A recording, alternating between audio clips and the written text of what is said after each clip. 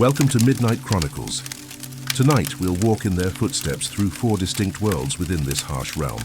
We'll begin with perhaps the most difficult existence of all, the daily struggle of those who tended the stubborn, vital camels that made desert life possible. Then we'll explore the rise and mysterious fall of a great trading city, swallowed by the very sands it once commanded. We'll uncover the secrets buried in the flaming cliffs, where ancient mysteries still whisper in the wind. And finally, we'll step into the opulent world of Mongol nobility, where luxury bloomed like rare flowers in the desert night.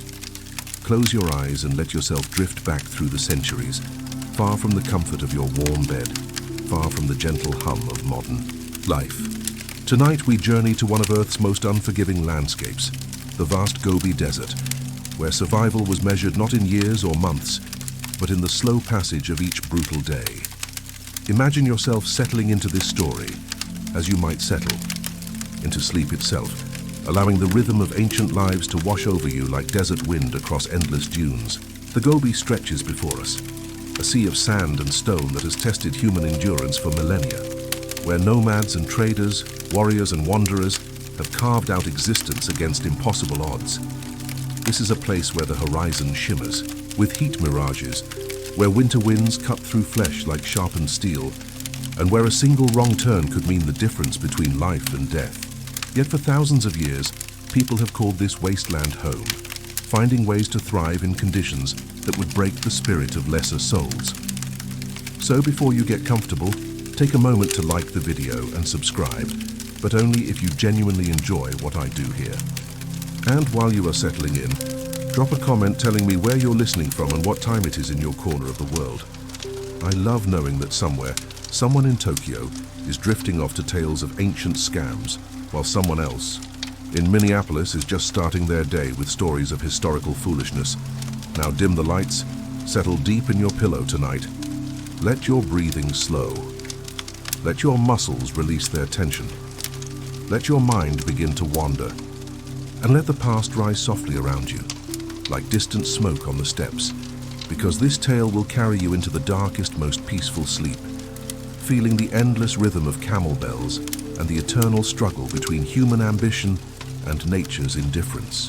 The first pale light of dawn creeps across the Gobi's endless expanse, and already the day promises to be a test of endurance.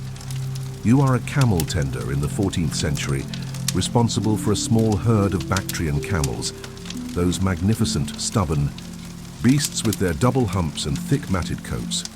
Your world consists of sand, wind, silence, and the constant gnawing awareness that survival depends entirely on creatures that seem determined to make your life as difficult as possible. Picture yourself emerging from your felt yurt as the desert air bites at your face, already calculating the day's challenges. Your camels, perhaps 8 or 10 of them, stand scattered across the nearby landscape, their long necks swaying as they search for the sparse vegetation that passes for breakfast in this desolate place. Each animal represents both salvation and torment, for without them you cannot survive in this wasteland. Yet managing them requires every ounce of strength and cunning you possess. The first challenge is simply finding them. Camels are notorious wanderers, and in the pre-dawn darkness they may have drifted miles from where you last saw them. The Gobi offers no obvious landmarks, just endless variations of stone, sand, and scrub brush that all look remarkably similar when viewed through exhausted, wind-stung eyes. You wrap your deal, the traditional Mongol robe, tighter around your body and begin the morning hunt, following tracks that may be hours old, hoping the wind hasn't already erased the trail. Your feet know every type of terrain the desert can offer. There's the loose sand that swallows each step, making every stride an effort that leaves your calves burning. There's the hard-packed earth, scattered with stones that seem specifically placed to twist ankles and bruise soles through worn-out boots. Most treacherous of all is the false ground, sand that looks solid but gives way suddenly, sending you stumbling forward with arms windmilling, trying to keep your balance while your camels observe with what appears to be amusement. The silence of the Gobi is not peaceful, it's oppressive. It presses against your eardrums like a physical weight, broken only by the whistle of wind through rocks or the distant bellow of a camel announcing its displeasure with the world. In this silence, Your own breathing becomes loud, your heartbeat thunderous. Every footstep seems to echo across the vast emptiness, reminding you of just how alone you are in this hostile landscape. When you finally locate your herd, perhaps grazing on the thorny bushes that somehow manage to grow in this wasteland, the real work begins. Bactrian camels are not horses. They cannot be rushed, cajoled, or intimidated into cooperation. They are creatures of deliberate action and stubborn independence, and they seem to take personal offense at any human presumption to direct their behavior. Imagine trying to load a camel for the day's journey. You approach slowly, speaking in the low rhythmic tones that sometimes work to calm them. The camel eyes you with profound skepticism, its long eyelashes fluttering as it considers whether to cooperate or make your life miserable. Today it chooses misery. As you attempt to position the wooden saddle on its back, the beast suddenly lurches sideways, sending you sprawling into the sand. Your supplies scatter: precious tea, dried meat, the felt blankets that mean the difference. Between sleep and a night of shivering misery, the camel regards your predicament with what you could swear is satisfaction. Its jaw works in the constant chewing motion that camels never seem to abandon, and occasionally it emits a sound, part growl, part complaint, that seems specifically designed to remind you that in this relationship, you are decidedly the junior. Partner. Loading cargo onto a camel requires a delicate balance of physics and psychology. Too much weight, and the animal will simply refuse to rise. Too little, and the load will shift and slide, potentially injuring both beast and tender. The art lies in understanding each camel's individual quirks and limitations. Knowledge gained through countless hours of observation and frequently painful trial and error.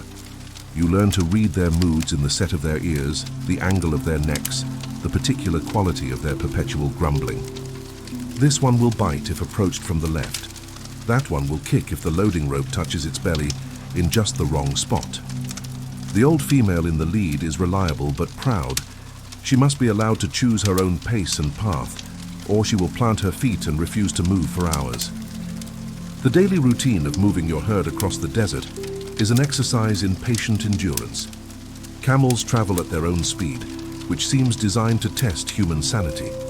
Not quite fast enough to provide any sense of progress, not quite slow enough to be relaxing. You walk beside them hour after hour, watching the landscape change with geological slowness. A rock formation that appeared on the horizon at dawn might finally draw alongside by midday, only to reveal that it's smaller and less interesting than distance had suggested. Water is the constant obsession. Your camels can go days without drinking, but you cannot. And finding water sources in the Gobi requires intimate knowledge of the land. You know where seasonal springs might appear after rare rainstorms. You know which types of vegetation indicate underground moisture. You know how to read the flight patterns of birds, the behavior of wild animals, even the quality of morning dew on stones. But knowledge and finding water are different things entirely. Days pass when your water supply dwindles to a few precious swallows in the bottom of a leather bag. Your lips crack and bleed. Your tongue feels thick and foreign in your mouth. The camels, sensing your desperation, become even more stubborn than usual, as if they understand that your weakness puts the entire enterprise at risk.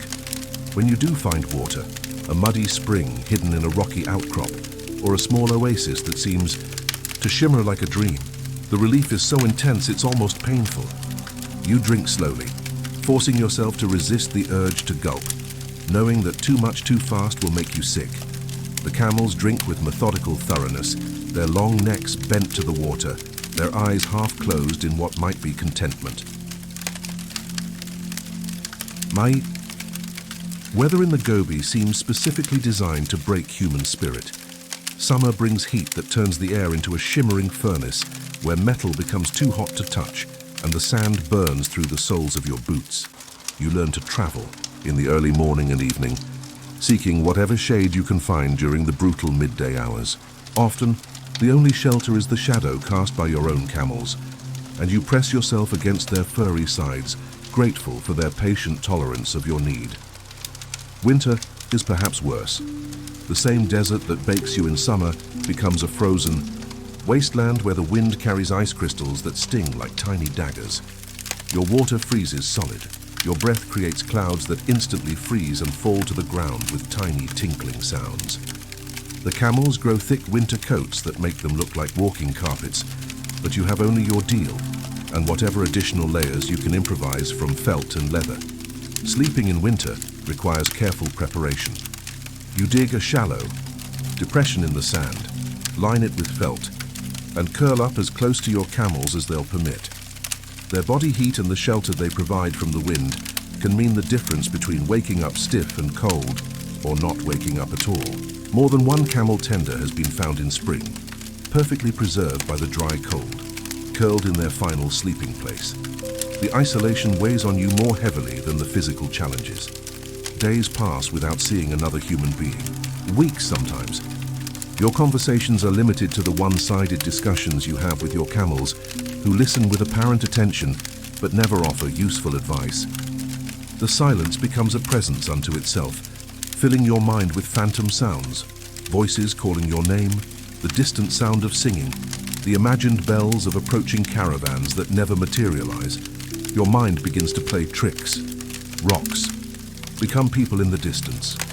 Shadows shift and move with apparent purpose. You find yourself checking and rechecking your supplies, convinced that something is missing or that you've miscounted your animals. The vast sky, unmarked by any human reference point, seems to press down on you with the weight of infinity.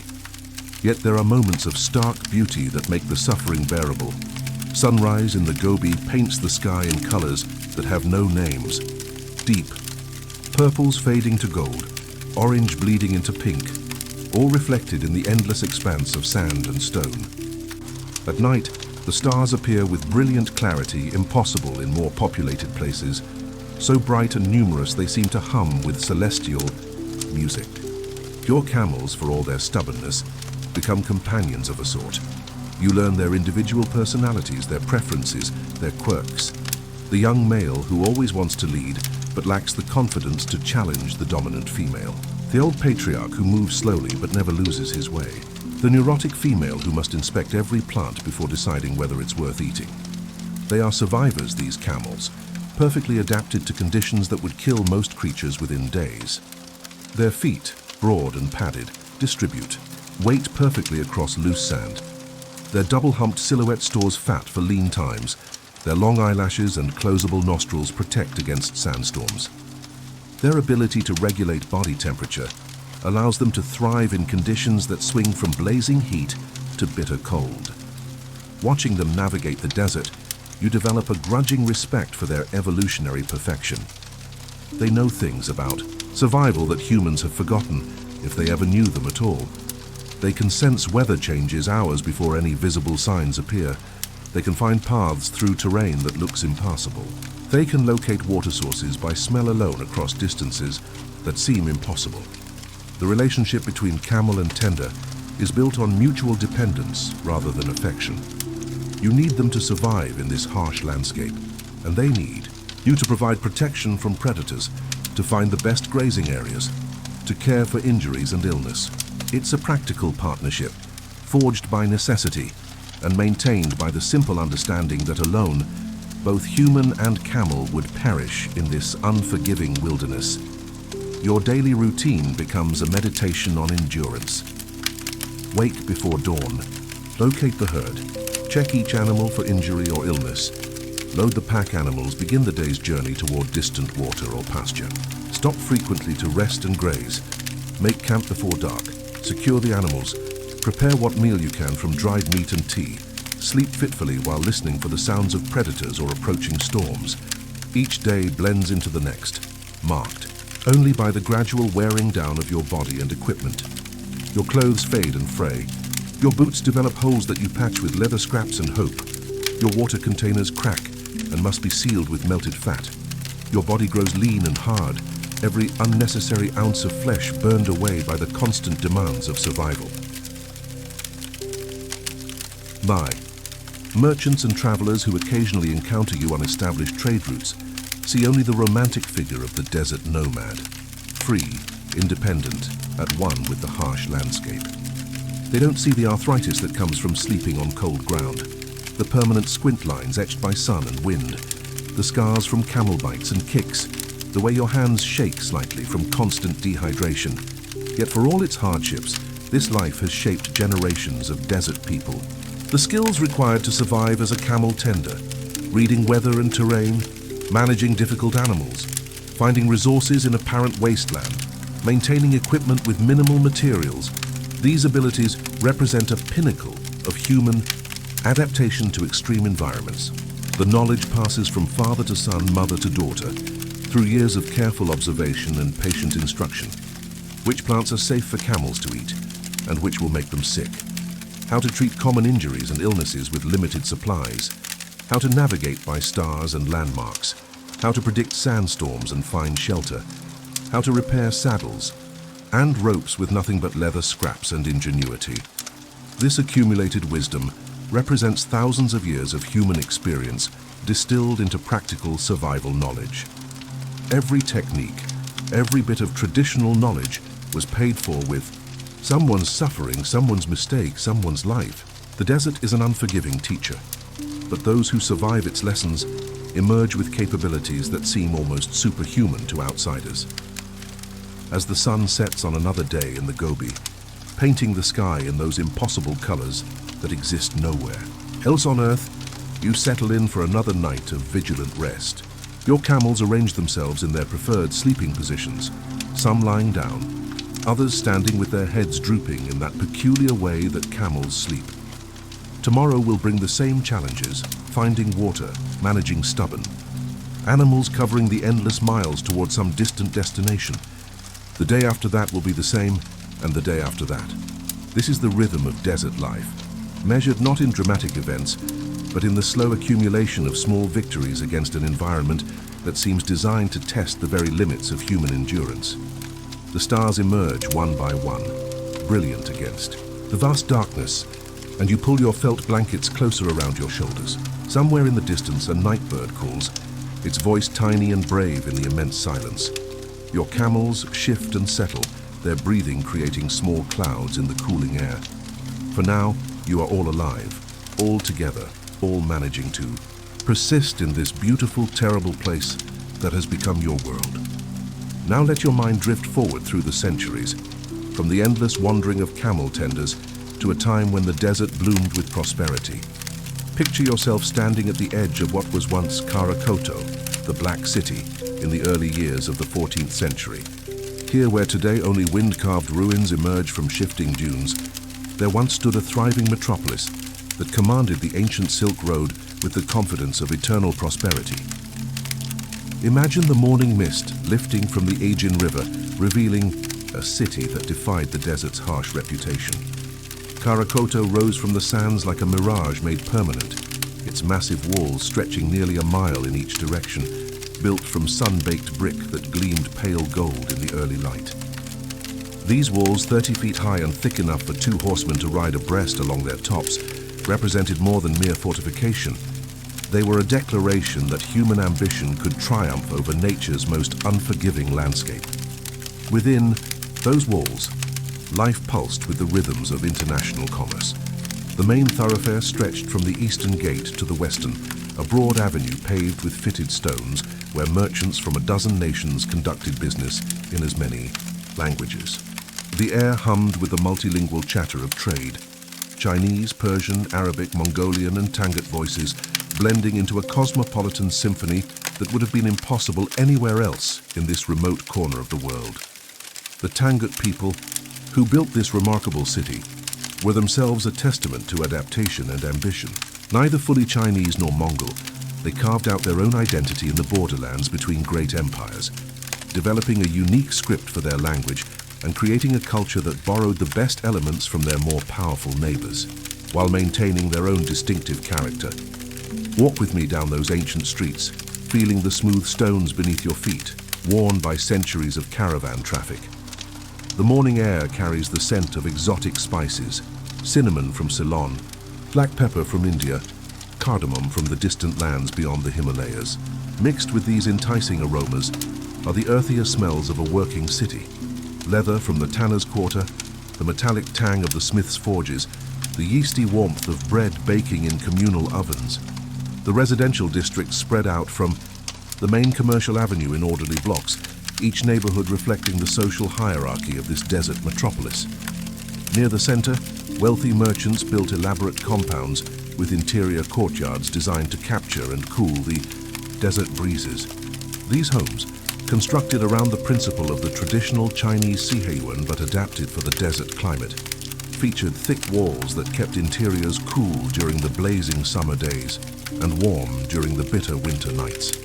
Picture yourself entering one of these merchant compounds through its ornate wooden gate, decorated with carved motifs that blend Chinese dragons with Tangut geometric patterns. The courtyard beyond opens like a secret garden, with carefully tended plants that somehow thrive in this arid environment. Date palms provide shade for smaller shrubs, while irrigation channels carved from stone direct precious water from the city's sophisticated distribution system to every corner of the space. The wealth that built.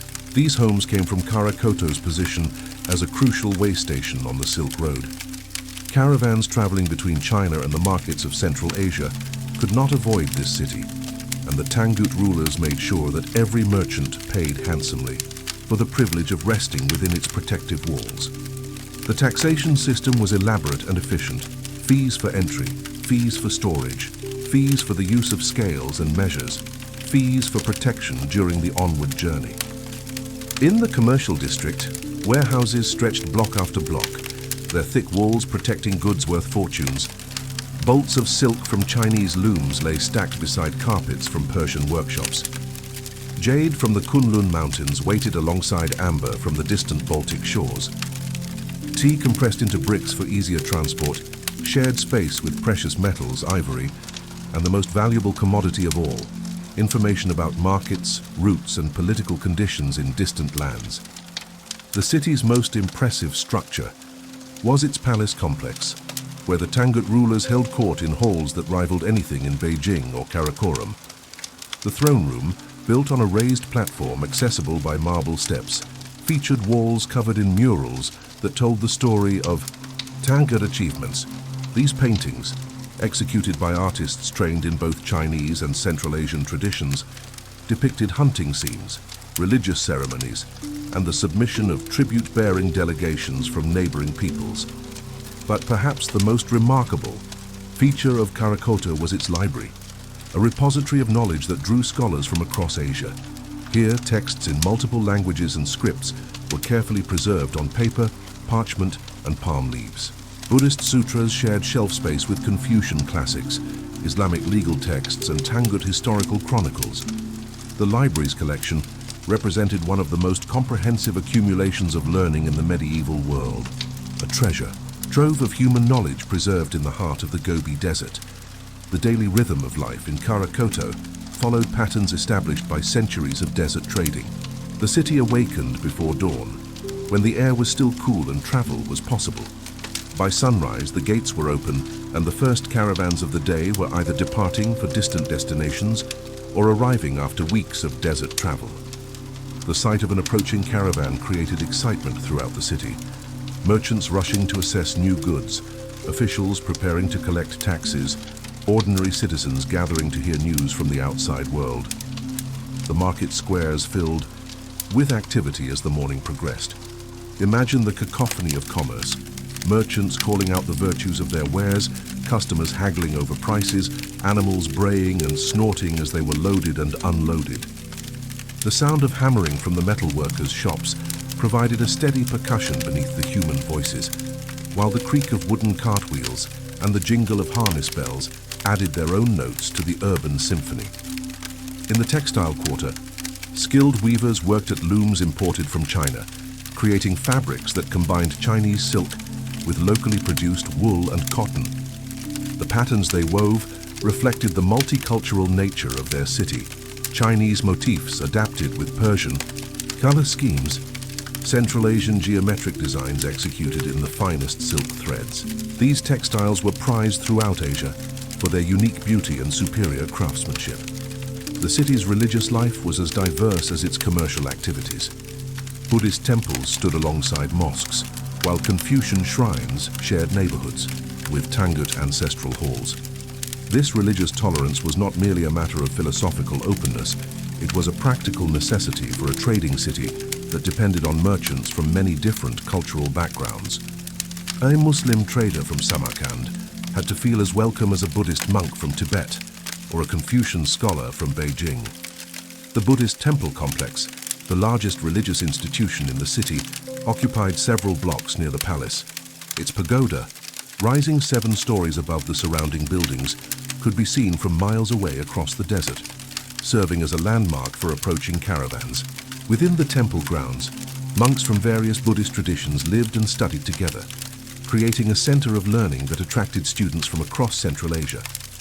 Water was the foundation of Kara Koto's prosperity, and the city's engineers had developed an intricate system for managing this precious resource. The Aegean River, flowing north from the distant Kilian Mountains, provided the primary water source, but its flow varied dramatically with the seasons and rainfall patterns. To ensure consistent supply, the Tangut rulers invested heavily in canal systems, reservoirs, and distribution networks that represented some of the most advanced hydraulic engineering of their time. Picture yourself walking along one of these canals in the early morning, watching the water flow through carefully engineered channels that distributed the river's bounty throughout the city. Stone-lined ditches carried water to public fountains, private courtyards, craft workshops, and the agricultural areas within and around the city walls. The sound of flowing water, so precious in the desert environment, provided a constant, soothing background to daily life. The city's defenses reflected both its wealth and its vulnerability. Beyond the massive outer walls, a series of watchtowers extended into the surrounding desert, providing early warning of approaching armies or bandit groups. The garrison, composed of professional soldiers supported by citizen militias, maintained constant vigilance against the threats that prosperity inevitably attracted in this lawless frontier region. Yet for all its defenses, Kara Koto's greatest protection was its economic importance. Attacking the city meant disrupting trade routes that benefited rulers across Central Asia. The Tangut kings skillfully played larger powers against each other, maintaining independence by making themselves indispensable to all sides while committing fully to none. The city's scholars developed one of the medieval world's most sophisticated printing industries, using techniques learned from Chinese craftsmen but adapted for the Tangut script. They produced books, official documents, and religious texts that were distributed throughout their realm. The printing workshops, filled with the steady rhythm of presses and the sharp smell of ink, represented a technological advancement that put Kara Koto at the forefront of medieval information technology. Education in the city reflected its cosmopolitan character. Schools taught multiple languages and scripts, preparing young people for careers in trade, administration, or scholarship. A merchant's son might learn Chinese for dealing with Eastern markets, Persian for Western trade, and Arabic for commercial law, while also mastering the Tangut script for official documents and Buddhist sutras for spiritual cultivation. The city's prosperity reached its peak in the late 12th and early 13th centuries, when political stability and favorable trade conditions combined to create unprecedented wealth. Archaeological evidence suggests that Kara Koto during this period rivaled contemporary European cities in population and exceeded most of them in international connections and cultural sophistication. But prosperity built on trade routes and political alliances proved fragile when those foundations shifted. The rise of Mongol power in the early 13th century initially benefited Kara Koto, as the Tangut rulers submitted to Mongol authority in exchange for continued autonomy. The Pax Mongolica that followed actually increased trade and brought new opportunities for profit. However, the relationship between the Tangut Kingdom and the Mongol Empire grew increasingly tense as Mongol demands for troops and tribute escalated. The Tangut rulers found themselves caught between the impossible demands of their Mongol overlords and the limitations of their desert environment. The kingdom's resources, impressive though they were, could not sustain the level of contribution that the expanding Mongol Empire required. The end, when it came, was swift and brutal. In 1227, Genghis Khan himself led the final campaign against the Tangut Kingdom. The Mongol army, hardened by decades of conquest, showed no mercy to a people they viewed as treacherous vassals. City after city fell to the Mongol assault, and Karakoto, despite its mighty walls and determined defenders, could not stand against the most effective military machine of its age. Imagine the last days of the city as news arrived of approaching Mongol forces. The once bustling streets emptied as merchants fled with whatever goods they could carry. The great warehouses, filled with the wealth of nations, were hastily emptied or abandoned. Families that had lived in the city for generations faced the terrible choice between flight into the uncertain desert or remaining to face an enemy known for showing no quarter to those who had defied Mongol authority. The siege, according to surviving accounts, was relatively brief. The Mongol army, equipped with Chinese siege engines and experienced in reducing fortified cities, breached the walls within weeks. What followed was the systematic destruction of everything that had made Karakoto great. Buildings were burned, irrigation systems destroyed, and the surviving population scattered or enslaved. But perhaps the most tragic loss was the destruction of the great library. Scrolls and books that represented centuries of scholarship were used as fuel for fires or simply scattered to the desert winds.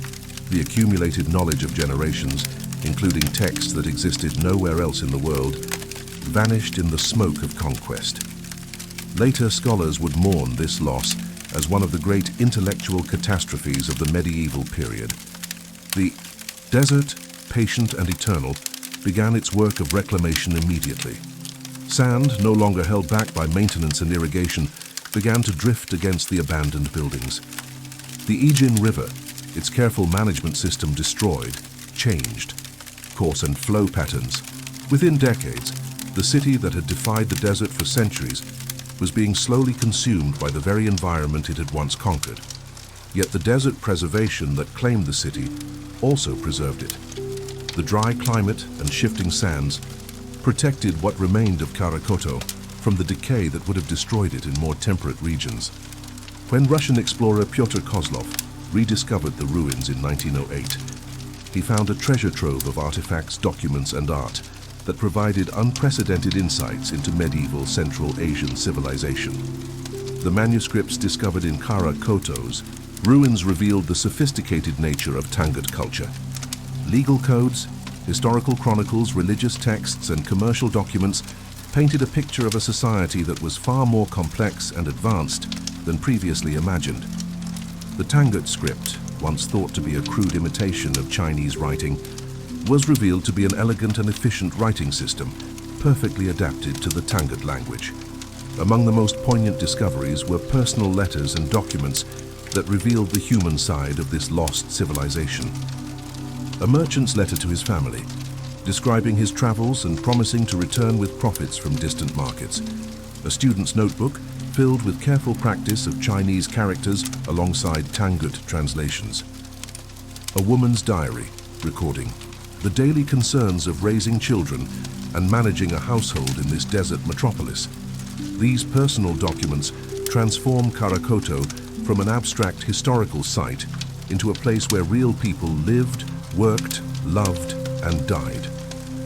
The concerns expressed in these texts about money, health, family relationships, and spiritual matters remind us that despite the exotic setting and unfamiliar culture, the fundamental human experiences remain constant across time and geography. The art discovered in the ruins revealed the unique aesthetic that developed in this cultural crossroads. Paintings that combined Chinese landscape techniques with Central Asian color preferences. Sculptures that blended Indian Buddhist iconography with local artistic traditions. And decorative objects that showed influences from as far away as Byzantium and the Islamic world. Today, the ruins of Karakoto rise from the desert like broken teeth, their walls worn by centuries of sandstorms, but still impressive in their massive solidity.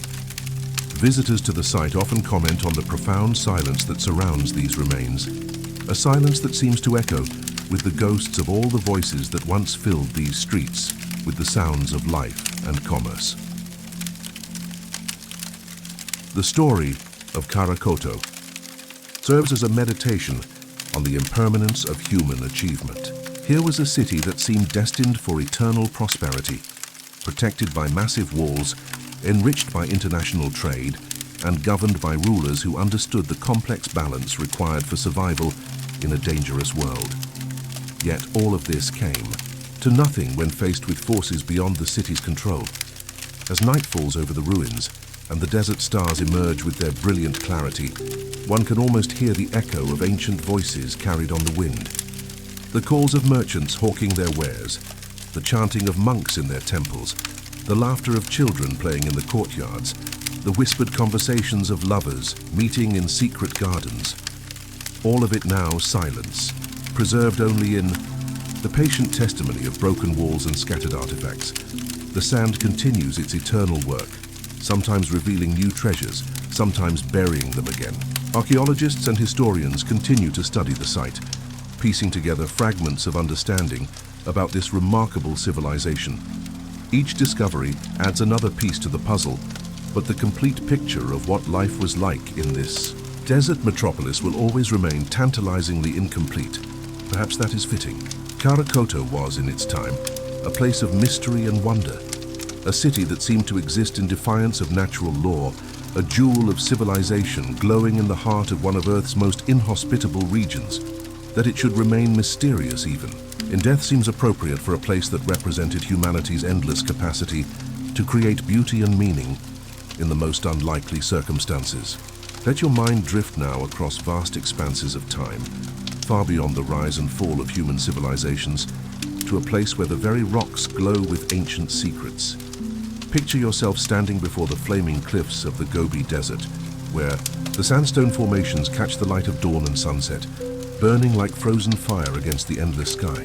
Here, in this landscape that seems more alien than terrestrial, lies one of paleontology's greatest treasure troves and one of its most enduring mysteries. The Mongolian name for this place is Bayanzag, meaning rich in saxaul trees, though the sparse vegetation seems insignificant compared to the geological drama that unfolds before your eyes. These cliffs, carved by millions of years of wind and rare but devastating flash floods, reveal layer upon layer of deep time, each stratum telling a story that stretches back to when the Earth was young and populated by creatures so strange. They seem born from fevered dreams. Imagine yourself approaching these formations in the early morning light, when the rocks glow with an inner fire that gives the cliffs their name. The silence here is profound, not the oppressive quiet of the living desert, but the deeper silence of geological time, where human history becomes a mere whisper in the vast conversation between stone and sky. Your footsteps crunch on ancient sediment, each grain a tiny fragment of a world that existed millions of years before the first human drew breath. The story of the Flaming Cliffs' modern discovery begins with Roy Chapman Andrews, that legendary figure who embodied the romantic ideal of the early 20th century explorer. Picture him in 1922, leading the American Museum of Natural History's Central Asiatic expeditions across the Gobi in a convoy of Dodge automobiles, a scene that must have seemed like science fiction to the nomadic herders who watched these mechanical beasts roar across their ancient homeland. Andrews was searching for the origins of human civilization, convinced that Asia held the key to understanding our species' earliest chapters. What he found instead was something far more ancient, and in its way far more wonderful. The Flaming Cliffs revealed not human ancestors, but the remains of creatures that ruled the earth when it was a vastly different world, a world of lush forests and inland seas, populated by dinosaurs whose fossilized bones lay scattered like abandoned toys across the desert floor. The first discovery came almost by accident. Walter Granger, the expedition's chief paleontologist, was examining what appeared to be weathered rock when he realized he was looking at fossilized bone. As the team carefully excavated the specimen, they uncovered something unprecedented.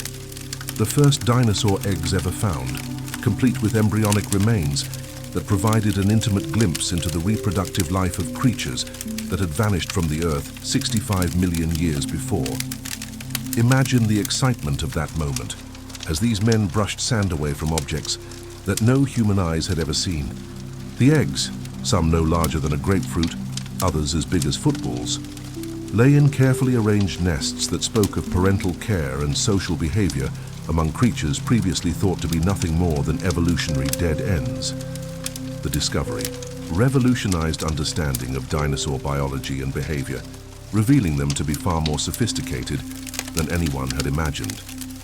But the eggs were only the beginning. As the expedition continued its work, the flaming cliffs yielded a treasure trove of perfectly preserved specimens. Protoceratops, the small horned dinosaur that had built the nests, was found in various stages of development from hatchling to adult.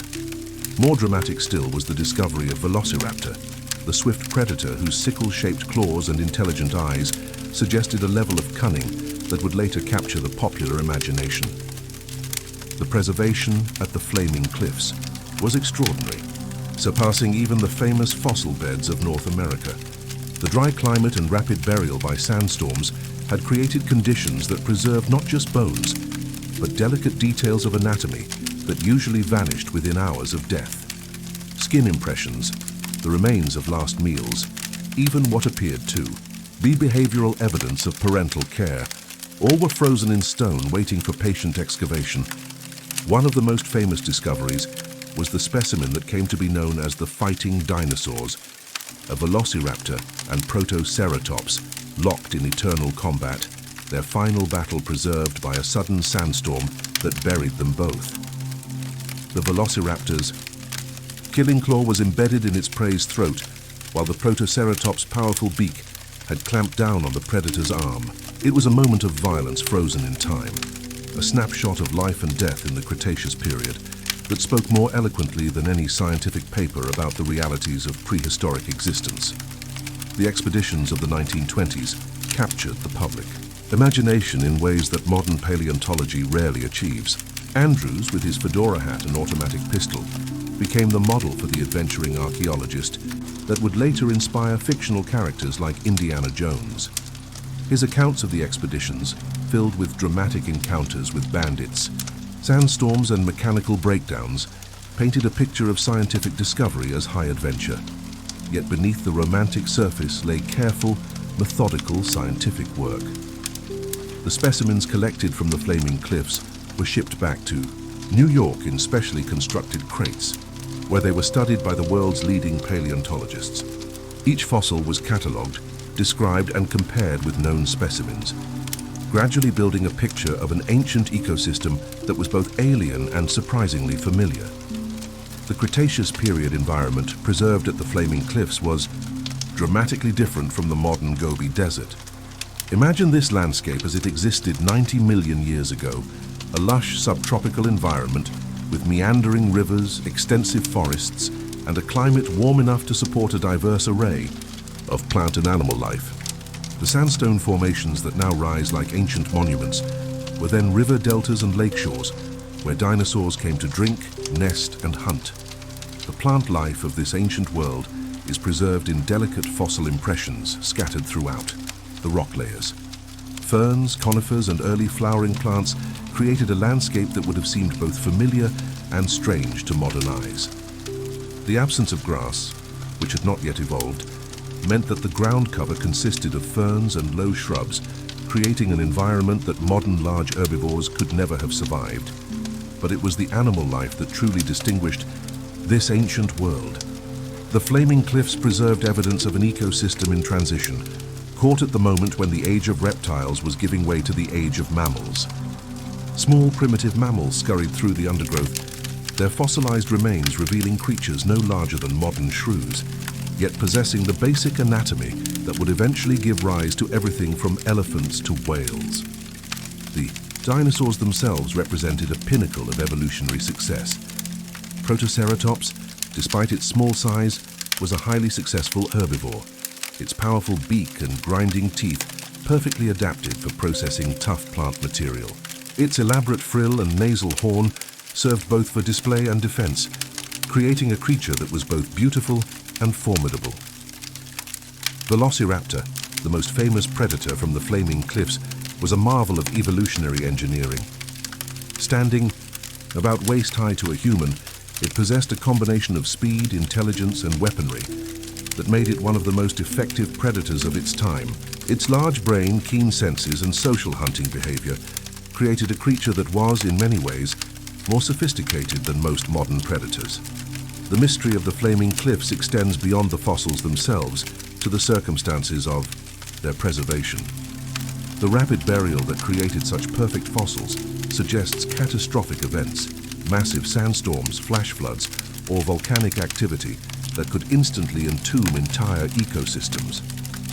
These events, while tragic for the creatures caught in them, created an unparalleled window into the past for modern scientists.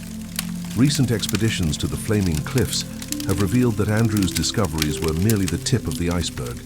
Modern paleontologists, using techniques undreamed of in the 1920s, have continued to uncover new species and new insights into Cretaceous life. Ground-penetrating radar reveals fossil-bearing layers still buried beneath the sand.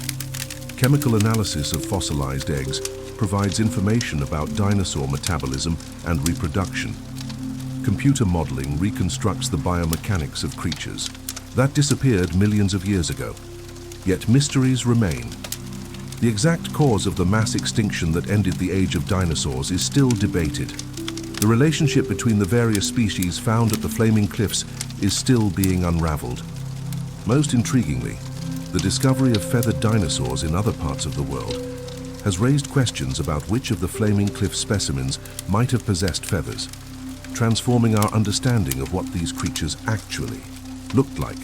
The modern visitor to the flaming cliffs experiences a landscape that is both timeless and constantly changing. The same geological processes that created the formations continue today as wind and water carve new exposures and reveal new fossils. Each season brings new discoveries as erosion uncovers specimens that have been hidden for millions of years. Standing at the flaming cliffs at sunset, when the rocks glow with that inner fire that gives them their name, it's easy to imagine the ghosts of the Cretaceous world. The shadows seem to move with the memory of ancient life, and the wind carries whispers of a time when the earth was young and the future was unwritten. The silence is profound, yet somehow filled with the echo of vanished voices, the calls of pterosaurs overhead, the thunder of migrating herds, the rustle of primitive mammals in the undergrowth, the preservation of soft tissues at the flaming cliffs has revealed details of dinosaur biology that would have been impossible to discover from bones alone.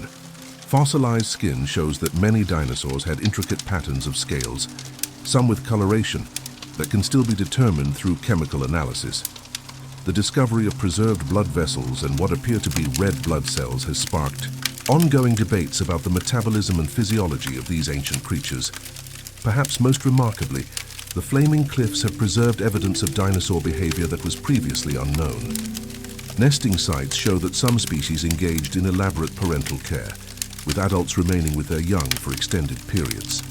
Trackways preserve evidence of herding behavior, migration patterns, and social structures that rival those of modern mammals. The mystery deepens when considering the intelligence of some of these creatures. Troodon, another dinosaur found in the Gobi region, had a brain-to-body ratio that approached that of modern birds. Its large eyes and keen senses suggest a creature capable of complex behaviors and perhaps even rudimentary problem-solving. The implications of such intelligence in a creature that lived millions of years ago challenge our assumptions about the linear progression of evolution. Modern research has revealed that the flaming cliffs were not just a single ecosystem, but a complex mosaic of environments that changed over time. Lakeshores, river deltas, and forest clearings each supported different communities of plants and animals. The fossils preserve snapshots of these various habitats, creating a detailed picture of how ecosystems functioned in the deep past. The chemistry of the fossilized bones provides information about the climate and environment that existed when these creatures lived. Isotope analysis reveals seasonal temperature variations, precipitation patterns, and even the types of plants that form the base of the food web. This chemical paleontology has revolutionized our understanding of ancient environments, turning fossilized bones into detailed climate records. One of the most intriguing aspects of the flaming cliffs is the evidence they provide for the final days of the dinosaurs. The rock layers preserve the transition from the Cretaceous to the Paleogene period, when the Great Extinction event occurred. Some of the youngest dinosaur fossils ever found come from these formations, providing crucial evidence for understanding how and why the age of dinosaurs came to an end. The impact of the Flaming Cliffs discoveries extends far beyond paleontology. The perfectly preserved specimens have inspired countless works of art, literature, and popular culture. The image of dinosaurs as active, social, intelligent creatures rather than sluggish reptiles owes much to the discoveries made in this remote corner of the Gobi Desert. Educational programs bring students from around the world to experience the Flaming Cliffs firsthand. The sight of young paleontologists carefully excavating fossils with brushes and dental picks, their faces lit with the same excitement that Roy Chapman Andrews must have felt, demonstrates the enduring power of these discoveries to inspire new generations of scientists. The local Mongolian communities have developed a deep appreciation for the paleontological importance of their homeland. Many have become skilled fossil hunters and preparators, contributing their knowledge of the local geology to international research efforts. Their traditional knowledge of the landscape, passed down through generations of nomadic herders, often proves invaluable in locating new fossil sites.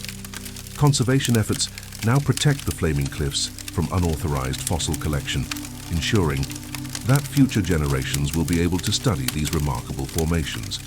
The delicate balance between scientific research, tourism, and protection of the site requires constant attention and international cooperation. As night falls over the IE Flaming Cliffs, the temperature drops rapidly and the rock formations take on an otherworldly appearance in the starlight. The same stars that shine down on the modern desert shone on the Cretaceous world, though the constellations have shifted over the intervening millions of years. The silence is complete, broken only by the distant call of a night bird or the whisper of wind through the sandstone formations. In this profound quiet, it's possible to sense the vast sweep of geological time that these cliffs represent. The human presence here is fleeting, a few decades of scientific exploration in a story that spans millions of years. Yet those brief moments of discovery have transformed our understanding of life on Earth, revealing a world more complex, more beautiful, and more mysterious than our ancestors could ever have imagined. The Flaming Cliffs stand as a testament to the power of scientific discovery to reveal the hidden stories written in stone. Each fossil, each perfectly preserved specimen, adds another chapter to the ongoing story of life on Earth. As new techniques reveal new secrets and new expeditions uncover new specimens, the mystery of the Flaming Cliffs continues to unfold, promising discoveries that will reshape our understanding of the ancient world for generations to come. Now let your mind return to the world of human warmth and community, traveling forward through time to the height of the Mongol Empire in the 13th century. Picture yourself approaching a great yurt on the steppes as evening falls, its felt walls glowing with the warm light of oil lamps within. This is no ordinary dwelling, but the mobile palace of a Mongol Khan, and tonight you are invited to witness a feast that will reveal the sophisticated culture hidden beneath the fierce reputation of the world's greatest conquerors. The yurt before you is magnificent in its size and decoration, stretching nearly 50 feet in diameter, large enough to house a small village, yet constructed with the same principles that govern the humblest herder's dwelling. Its wooden lattice frame, painted in brilliant reds and golds, supports a dome that rises majestically against the star-filled sky. The felt covering, made from the wool of countless sheep and goats, has been dyed in rich colors and decorated with intricate patterns that tell stories of conquest, honor, and the eternal relationship between the nomadic peoples and their harsh but beautiful homeland. As you approach the entrance, the sounds of celebration drift across the evening air. The deep thrum of a horsehead fiddle, voices raised in ancient songs, and the gentle murmur of many conversations conducted in the careful, ritualized language of Mongol hospitality. The very air seems charged with anticipation, for this is no ordinary gathering, but a celebration of victory, alliance, and the complex web of relationships that hold the vast Mongol Empire together. The doorway of the yurt faces south, in accordance with traditions that stretch back to the earliest days of steppe nomadism. As you cross the threshold, removing your boots as custom demands, you enter a world that represents the pinnacle of nomadic civilization. The interior space is arranged with mathematical precision, each area designated for specific purposes and social ranks. Yet the overall effect is one of warmth and welcome rather than rigid formality. Your eyes adjust to the lamplight, revealing a space that defies every expectation of nomadic simplicity. The walls are hung with tapestries that would be the envy of any European court. Silks from China woven with threads of gold, carpets from Persia that seem to glow with inner fire, and felt hangings created by Mongol artisans whose skills have been passed down through generations of nomadic craftsmen.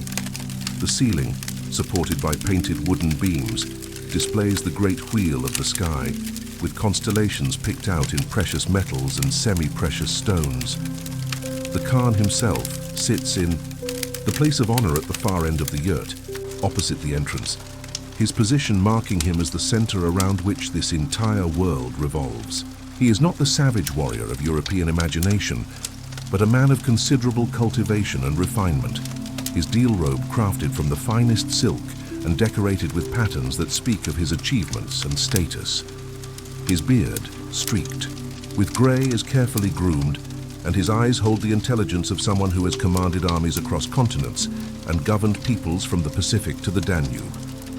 The arrangement of guests within the yurt follows ancient protocols that reflect the complex hierarchy of Mongol society. To the Khan's right sit his most honored guests, perhaps Chinese scholars, Persian merchants, or European envoys who have traveled thousands of miles to seek audience. To his left are arranged his family members and closest advisors, their positions carefully calibrated to reflect their importance in the intricate web of relationships that govern nomadic life. The feast itself is a masterpiece of logistical coordination, for everything consumed tonight has been transported across vast distances by the same efficient system that moves armies and administers an empire stretching across 2 continents. Imagine the preparation required. Herds driven across hundreds of miles to provide fresh meat, delicacies carried by caravan from the markets of Samarkand and Beijing, mare's milk fermented according to recipes perfected over centuries of nomadic life. The meal begins with the ritual presentation of airag, fermented mare's milk that serves as both beverage and sacred offering. The preparation of airag is an art form in itself, requiring precise timing and technique to achieve the proper fermentation. The milk, collected from mares at exactly the right stage of lactation, is placed in leather bags and constantly agitated until it reaches the perfect balance of alcohol content and flavor. The result is a drink that is both nourishing and mildly intoxicating, with a sharp, tangy taste that grows on the palate. The serving of airag follows strict ceremonial protocols. The Khan receives the first cup, offered by his eldest wife with elaborate courtesies that have been refined over generations. He tastes it ceremonially, nods his approval, and the cup is then passed to the guests in order of their importance. Each person receives the cup with both hands, takes a ritual sip, and passes it on, creating a chain of connection that binds everyone present into a temporary but sacred community. As the airag circulates, servants begin bringing in the first courses of the feast. These are not the simple roasted meats that one might expect from nomadic cuisine, but sophisticated dishes that demonstrate the cosmopolitan nature of Mongol court culture. Imagine platters of mutton prepared with spices from India, beef cooked in the Chinese manner, with soy sauce and rice wine, horse meat, considered a delicacy, served in thin slices, seasoned with wild herbs gathered from the steppes. The preparation of these dishes requires skills that have been passed down through generations of nomadic cooks, adapted and refined through contact with the settled civilizations that the Mongols have conquered. The meat is often cooked using techniques that maximize flavor while conserving fuel, a crucial consideration in an environment where wood is scarce. Underground roasting pits, heated with dried dung and carefully tended coals, produce meat that is tender and flavorful, infused with the subtle smokiness that marks the finest nomadic cuisine. Between the courses, entertainment fills the yurt with music and story. Musicians, their instruments crafted from materials available on the steppes, horsehair strings, wooden bodies decorated with intricate carvings, perform ancient songs that tell the history of the Mongol people. The music itself is haunting and beautiful, with melodies that seem to echo the vastness of the steppes and the eternal dialogue between human aspiration and natural forces. The stories told between songs are equally captivating, for they preserve the oral history of a people whose greatest achievements have been military and political rather than literary. Professional storytellers, their memories trained to hold thousands of lines of poetry, recite the deeds of great Khans, the genealogies of noble families, and the sacred stories that explain the relationship between the Mongol people and the eternal blue sky that arches over their homeland. As the evening progresses, the conversation flows as freely as the Arag. The Khan, despite his position of supreme authority, participates in discussions that range across topics of interest to a ruler of a multi-continental empire. Military strategy blends with discussions of trade routes. Diplomatic marriages are planned alongside commercial agreements, and questions of governance are debated, with a sophistication that would impress any contemporary European court. The dishes continue to arrive, each more elaborate than the last. Imagine platters of dumplings filled with meat and seasoned with herbs, their preparation requiring skills that have been adapted from Chinese cuisine but modified to suit nomadic tastes and ingredients. There are stews made from game birds hunted on the steppes, their flavors enhanced with fermented dairy products that add complexity and richness. Vegetables, though less prominent in the nomadic diet, appear in carefully prepared dishes that make the most of seasonal availability. Wild onions, foraged greens, and preserved vegetables that have been traded from agricultural regions. The bread served at the feast represents one of the most impressive adaptations of nomadic cuisine. Without fixed ovens or reliable fuel supplies, nomadic bakers have developed techniques for creating bread that is both nutritious and flavorful.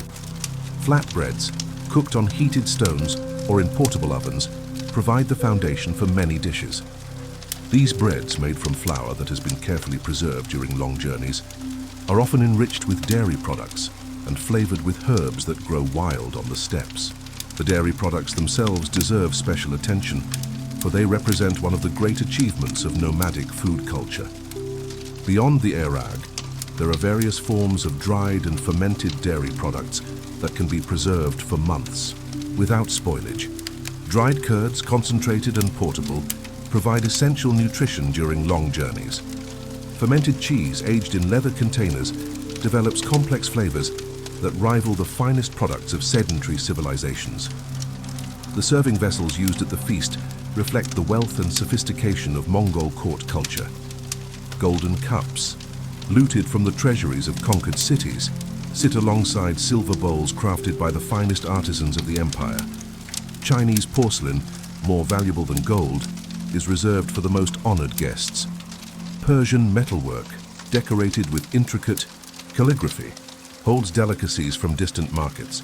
The very table service tells the story of an empire that spans continents and cultures. As the feast reaches its climax, whole roasted animals are brought in with great ceremony. A sheep, roasted to perfection and decorated with elaborate garnishes, is presented to the Khan for his approval. The carving of the animal follows ancient protocols, with specific cuts reserved for guests of different ranks.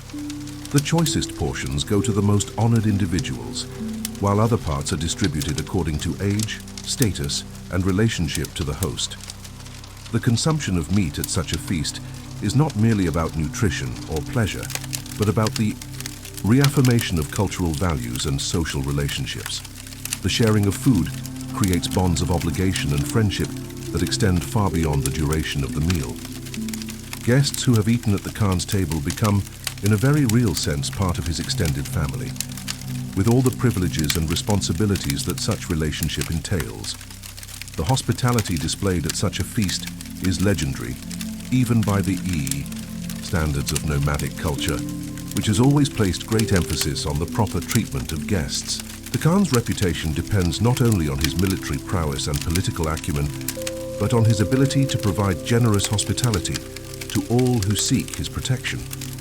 Stories of such feasts spread across the trade routes, enhancing the host's reputation and drawing more visitors to his court. The conversation at the feast provides insights into the sophisticated intelligence network that enables the Mongol Empire to function effectively across such vast distances.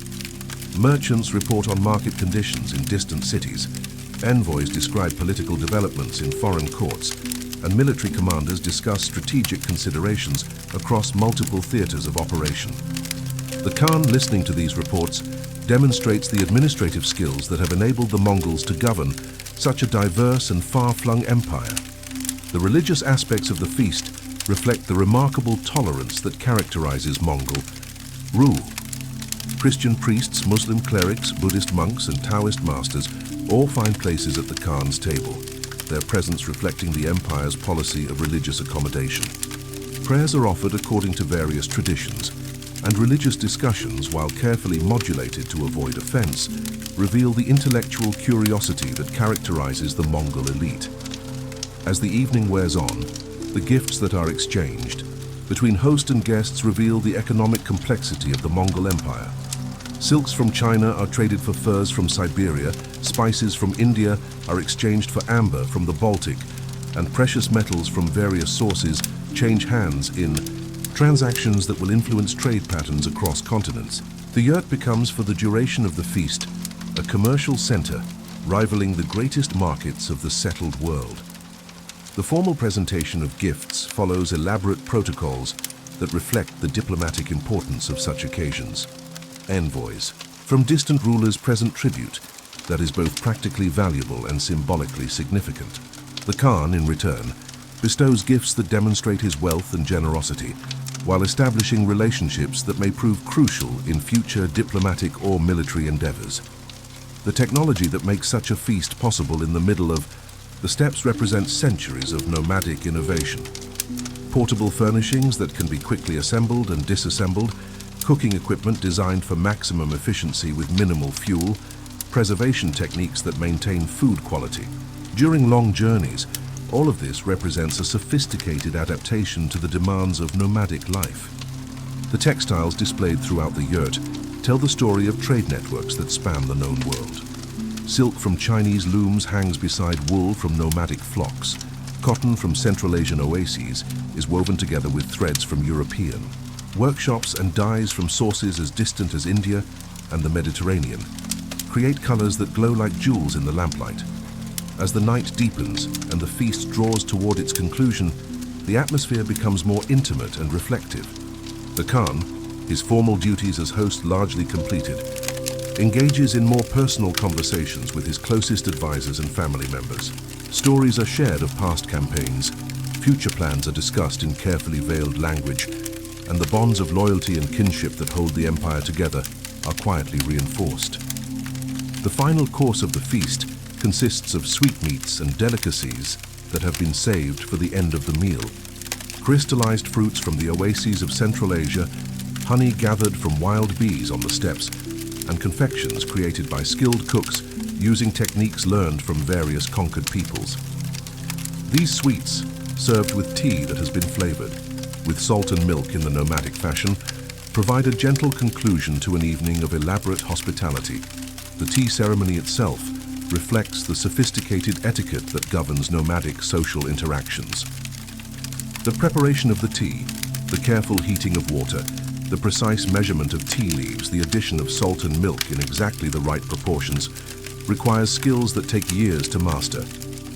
The serving of the tea follows protocols that ensure each guest receives exactly the treatment appropriate to their status and relationship to the host. As the feast concludes and guests begin to take their leave, the elaborate courtesies of departure reflect the importance of maintaining relationships that may prove crucial in the future. Promises are made, invitations extended, and obligations acknowledged in the flowery language of nomadic diplomacy. The Khan, despite his obvious fatigue, ensures that each guest receives the proper farewell, demonstrating the personal attention that has made him such an effective leader. The dismantling of the feast reveals the efficiency that makes nomadic life possible. Servants working with practiced coordination clean and pack the elaborate table service, preserve leftover food for future meals, and prepare the yurt for the next day's activities. Within hours, the grand feast will be nothing but a memory. But the relationships established and reinforced during the evening will continue to influence the course of empire for years to come. As you step out into the cool night air, leaving the warmth and light of the yurt behind, the stars shine down with brilliant clarity in the unpolluted sky of the steppes.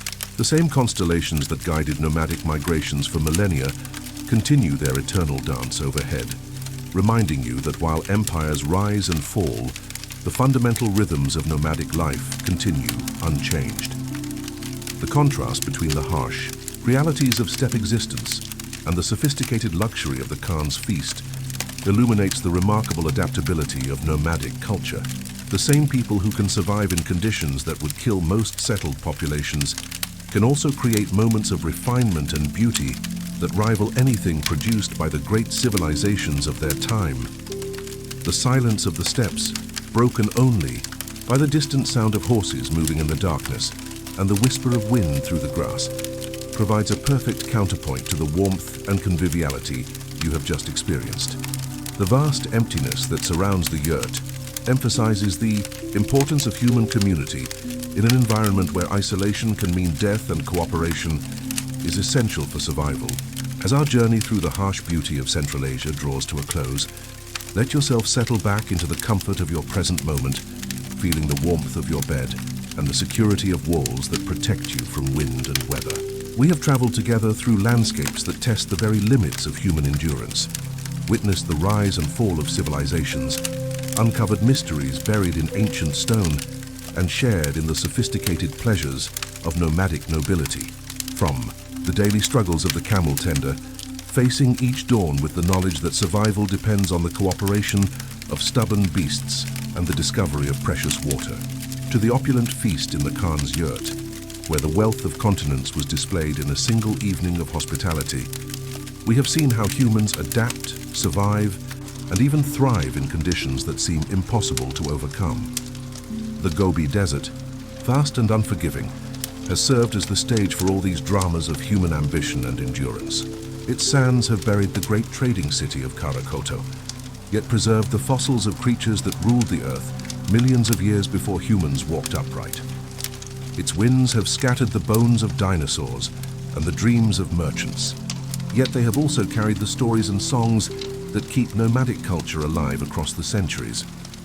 In the end, perhaps the greatest lesson of our journey is the recognition of human resilience, the extraordinary capacity of our species to find meaning, create beauty, and build communities even in the most challenging circumstances.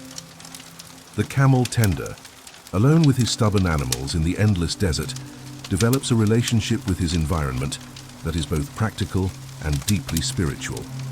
The merchants and scholars of Karakoto create a cosmopolitan civilization in the heart of the wasteland. The scientists who unlock the secrets of the flaming cliffs reveal wonders that expand our understanding of life itself. The nomadic nobles who feast in their felt palaces demonstrate that luxury and refinement are not the exclusive province of settled civilizations. As you drift towards sleep, carry with you the images of this harsh but beautiful landscape, the morning light painting the desert in shades of gold and purple, the silent ruins of a great city slowly being reclaimed by the sands, the ancient bones that speak of worlds unimaginably different from our own, and the warm glow of lamplight in a yurt, where strangers become friends over shared food and stories. The desert winds that have blown across these landscapes for millions of years continue their eternal work, shaping and reshaping the face of the earth with patient persistence.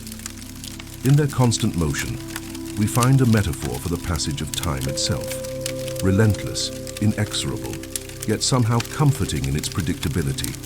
Let the rhythm of these ancient winds carry you gently into sleep, where dreams may take you back to that timeless landscape, where human courage and the eternal forces of nature have written their stories in sand and stone, in the fossilized remains of vanished creatures, and in the enduring traditions of peoples who have learned to call the harshest places on earth their home. Rest now, secure in the knowledge that while the struggles of survival in the Gobi Desert continue, they are carried on by others, leaving you free to find peace in the comfort of your present moment, warmed by the human capacity for adaptation, creation, and endurance that has carried our species through every challenge the world has offered. The stars that shine down on the Gobi tonight are the same stars that have witnessed every story we have shared, and they will continue to shine long after our own brief moment has passed into the vast, patient memory of the desert wind.